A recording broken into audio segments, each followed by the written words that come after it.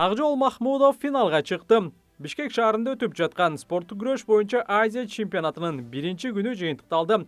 Ақжол Махмудов грек-рим күрөшү боюнча 77 кг салмак чембирдикте күрөшүп жатат. Жарым финалдык беттеште ал өзбекстандык Даниорхон Накивовду утуп алды.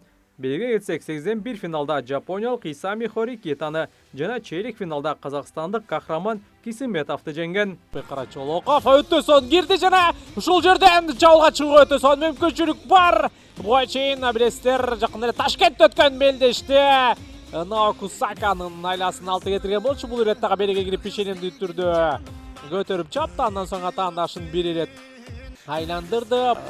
Чейлик финалда Тунжай Вазирзадеге утулуп калган. Азыр бул жерде упай жок жана Ақжол атаандашынын артына өтүп кетти. Өтө сонун аракет жана 2 упай айландырууну жасаш керек.